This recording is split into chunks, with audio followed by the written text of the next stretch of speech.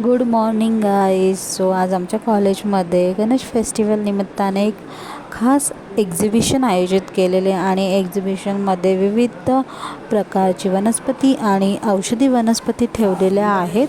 तर चला आपण त्या पाहून घेऊया.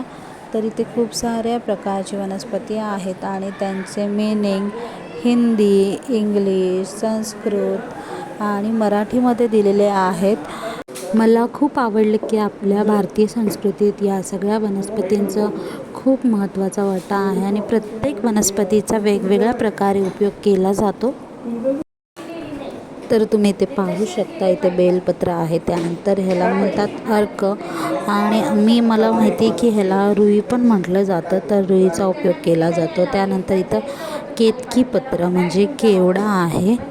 सो मी आत्ता पण बघते प्रत्येक गणपतीच्या इथे केवड्याचं हे पान ठेवलेलंच असतं. त्यानंतर इथं वीरपत्र आहे, पाहू शकता तुम्ही. तर मित्रांनो, हे होतं आमच्या कॉलेजमधलं गणेश फेस्टिवल एक्झिबिशन, जिथे खूप सुंदर औषधी वनस्पती पाहायला मिळाल्या. तुम्हाला कोणती वनस्पती आवडली तर ते मला कमेंटमध्ये नक्की सांगा. तर भेटूया पुढच्या ब्लॉगमध्ये.